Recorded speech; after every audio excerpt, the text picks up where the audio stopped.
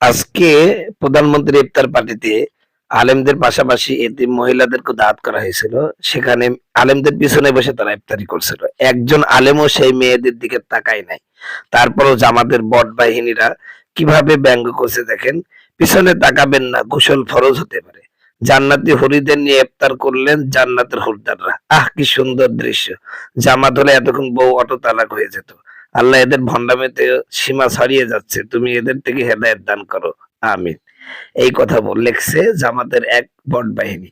প্রিয় ভাইরা আমার, ইনারা তো মেয়েদের দিকে তাকায়নি, অথচ জামাতের আমির সহ প্রত্যেকটা কর্মীরা মেয়েদের একদম কোলের মধ্যে থাকে এবং তাদের দিকে হা করে তাকিয়ে থাকে। আমরা এই বিষয়টাই জামাতের প্রতিবাদ করি যে আপনারা চোখের হেফাজত করেন না কেন, মেয়েদেরকে এত কাছে নেন কেন, কোলের মধ্যে নেন কেন? দেখেন দুই পাশে দুইটা মহিলা, মাঝখানে আপনারা যাই বসে পড়েন, এত আপনাদের আকর্ষণ কেন?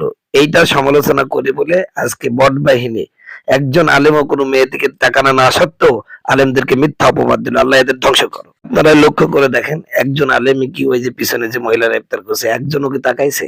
তল চোখও তারা তাকায় নাই, আর চোখেও তাকায় নাই।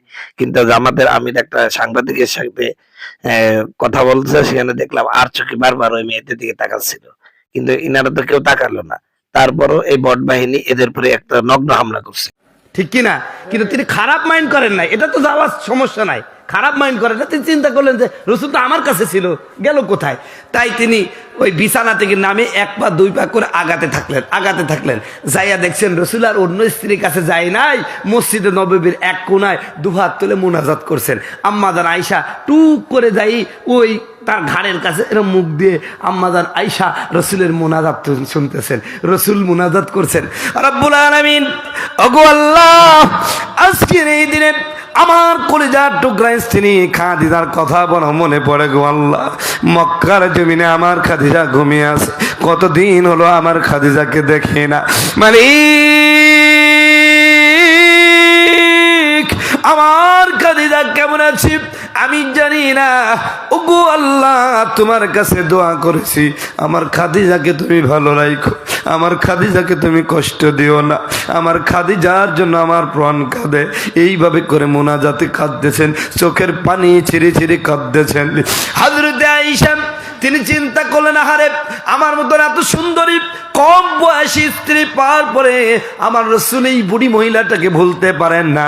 মনে মনে ঈর্ষা করলেন। ইসলামে হিংসা না জায়েজ, ঈর্ষা জায়েজ। মনে মনে ঈর্ষা করলেন, আরে খাদিজাকে ভুলানো যায় না, খাদিজার মধ্যে কি পাইলো? রসুল আমার মতন এত সুন্দর স্ত্রী পাওয়ার পরে ওই বুড়ি মহিলাটাকে কেন ভুলতে পারছে না? ঈর্ষা শুরু করে দিল।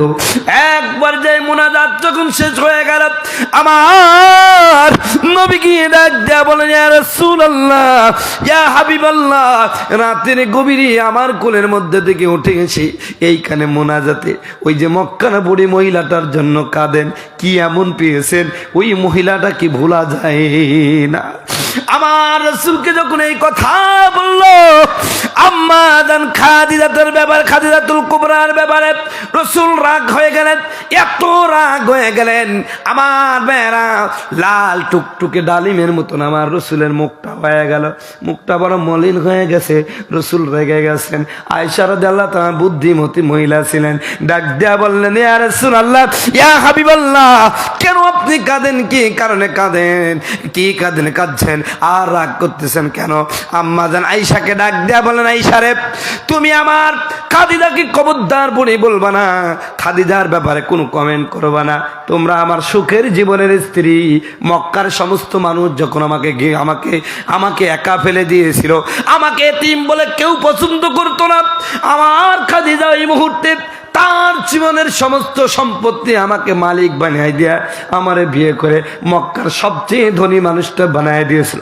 মক্কার মানুষেরা যখন আমার প্রতি নির্যাতন শুরু করলো, তখন আমাকে ছায়ার মতন আশ্রয় দিয়েছে। আয়েশা, আমার খাদিজার জীবনে এমন আমল আছে শোনাব, আমি যখন দাওয়াতের ময়দানে চলে যাইতাম রাত গভীর হয়ে যেত, আমি কোনোদিন খাদিজাকে একবারের বেশি দুবার ডাকা লাগে নাই। আমি একদিন গভীর রাত্রিতে দাওয়াতের কাজ শেষ করে আসলাম, দরজায় শুধু একবার নক করলাম, একবার কড়া নাড়াই দিলাম, সাথে সাথে দরজা খোলা হয়ে গেল। প্রতিদিনই এমন অবস্থায় একদিন খাদিজাকে প্রশ্ন করলাম, খাদিজা রাতের যত গভীরে আসে না কেন একবার মাত্র দরজায় নক করার সাথে সাথে দরজা খোলা হয়ে যায়, ব্যাপারটা কি তুমি ঘুমাও না নাকি? ব্যাপারটা কি তুমি ঘুমাও না নাকি? হযরতে খাদিজা ডাক দিয়ে বলেন, ইয়া রাসূলুল্লাহ, ইয়া হাবিবাল্লাহ, আমার কলিজার টুকরা আমার নবী, আমার প্রাণের স্বামী বাইরে দানের দাওয়াতের জন্য গেছে, ইসলামের প্রচারের জন্য গেছে, কত নির্যাতন সইছে, কত মানুষ গালাগালি করেছে। আমার নবী বড় ক্লান্ত হয়ে আমার ঘরের সামনে আমাকে ডাকাডাকি করবে, আর আমি ঘরের মধ্যে শুয়ে থাকবো, এমন তো হতে পারে না। আমি যদি এই অবস্থায় মারা যাই আমার আল্লাহর কাছে কি জবাব দিব? আপনার সাথে বিয়াদবি হয়ে গেলে আমার আল্লাহ কখনোই খুশি হবে না। হুজুর গো, যেদিন থেকে আপনি দিনের গাওয়া কাজ শুরু করে দিয়ে বাইরে যান, তখন আমি বাড়ির সমস্ত কাজ শেষ করে রাত্র যখন হয়ে যায় আমি এই দরজার কাছে টেক লাগায় দাঁড়ায় থাকি, কারণ আপনি এসে অপেক্ষা করে আমাকে ডাকাডাকি করবেন, এটা হতে পারে না। কারণ আল্লাহ আপনাকে বিশ্বনবী মুহাম্মদ রাসূলুল্লাহ বানাইছে, হাবিব বানাইছে, আর সে আজিমে নিয়ে আপনাকে সম্মান দিয়েছে, সেই ব্যক্তি আমার জন্য দাঁড়ায় থাকবে, হতে পারে না। একজন নবী আসিল গো সোনার মদিনায়, একজন নবী আসিল গো সোনার মদিনায়, ওরে যাহার প্রেমে মজনু হলো, যাহার প্রেমে মজনু হলো খুদে রব্বানা, একজন নবী আসিল গো সোনার মদিনায়, ওরে যাহার আগমনের তরে কাবা যুগে সেজদা করে গো, তিনি আমার মায়ার নবী, তিনি আমার মায়ার নবী, শাহে মদিনা, একজন নবী আসিল গো সোনার মদিনায়। সম্মানিত বন্ধুগণ, আমার ভাইরা, আমার পর্দার মা বোনেরা, স্বামীর খেদমত কেমনি করতে হবে দেখুন হযরতে খাদিজা। আমার বন্ধুগণ, আমার ভাইরা, নবীজি যখন হেরা পর্বতের মধ্যে ধ্যানমগ্ন থাকতেন, যারা হজে গিয়েছেন, হীরা পর্বতটা কত বড়, আমার মতন যুবক মানুষ উঠার ক্ষমতা রাখি না, কথা বলুন ঠিক কিনা? আমার ভাইরা, আমার নবী মুহাম্মদ সাল্লাল্লাহু আলাইহি সাল্লামের পরে যখন ওহী নাজিল হলো, খাদিজার বয়স প্রায় 60+ হয়ে গেছে, কথা বলুন। এমন একটা বুড়ি মহিলা প্রতিদিন 3 বেলা খাবার উঠায়া গিয়া রসুলকে খাওয়াই দিয়ে আসছেন। ও মা, এর নাম হলো স্বামী ভক্তি, এর নাম হলো স্বামীর খেদমত। আজ যদি কোনো স্ত্রী স্বামীকে এইভাবে লক্ষ্য করত, আল্লাহর কসম কোনো স্বামী পরকিয়া করত না, কথা বলুন ঠিক কিনা?